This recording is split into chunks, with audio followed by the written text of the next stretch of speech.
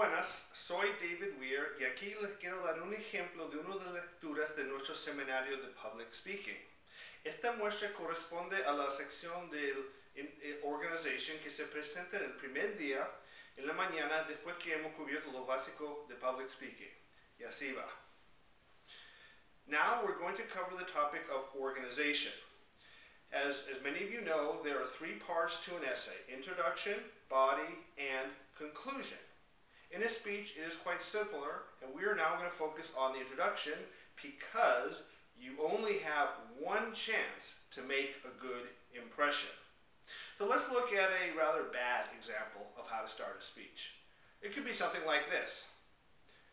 Hello, my name is David Weir. I'm a meteorologist.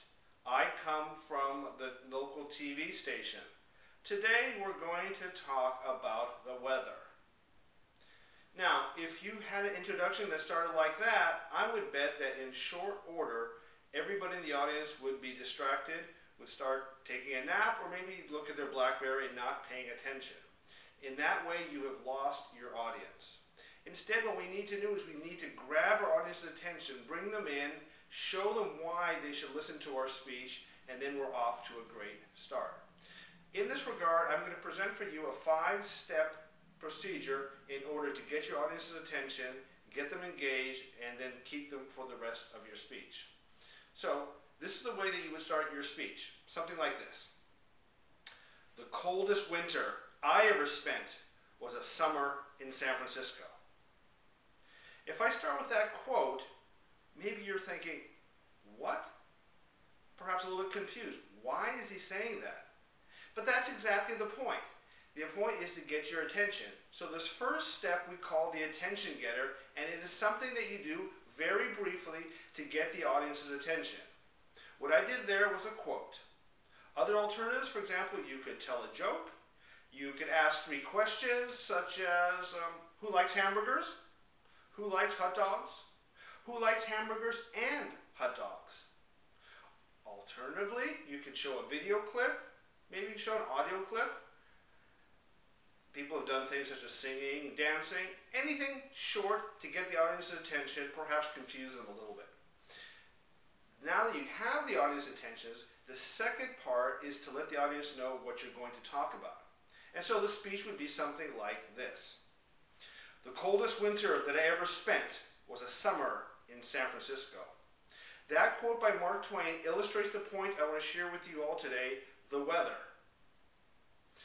So now, having gotten the audience's attention and revealed the topic, we have the audience paying attention to us, and they now know what we're going to talk about. The third step is to share with the audience why we're qualified to talk about this. We're asking the audience to spend an amount of time with us, and we want to make sure they know that this is a worthwhile speech to listen to. In that regard, we want to establish our credibility. The third step is establish credibility. So if we take it from the top, it would be something like this. The coldest winter I ever spent was a summer in San Francisco. That quote by Mark Twain illustrates the point I want to share with you all today: the weather. My name is David Weir. I'm a meteorologist here in Santiago. So now we have gotten the audience's attention, we have revealed the topic, and we have established credibility. So far, so good. The fourth step for the introduction is we need to show the audience the value of this speech. What's in it for them? Why should they listen to us?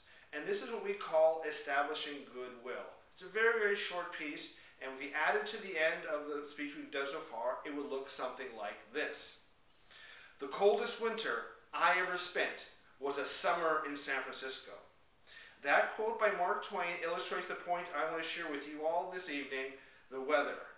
My name is David Weir. I'm a meteorologist here in Santiago, and by listening to me this evening, you will learn everything there is to know about the weather.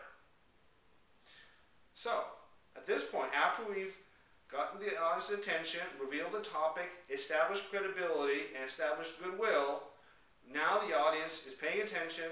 They know what the speech is about, they know who is speaking, and they know why they should listen. Very good. The last piece of the introduction is to make a nice transition into your body, into the main part of the speech. To do that, we should help the audience see where we are going. In the same way, like when you're driving down the highway, it's useful to have signs to show us in which direction we're going so we know what to expect. Remember, you as the speaker know where the speech is going. The audience doesn't. Unlike a book where you can look at the table of contents and you can look ahead and see where the speech is going, an audience doesn't have that benefit here. So it is incumbent on you, the speaker, to help the audience know where the speech is going.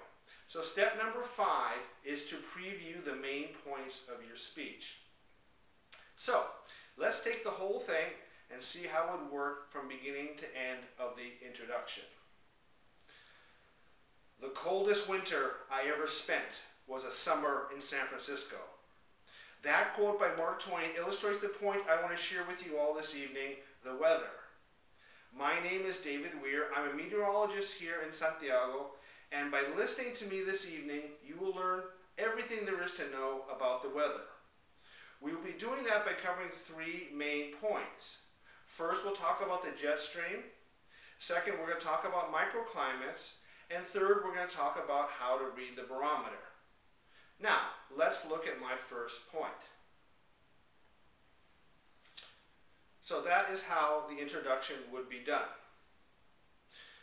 Espero que esta muestra le haya dado una idea más clara de cómo nuestras lecturas sirven para enseñar los varios aspectos del public speaking. Muchísimas gracias por su atención.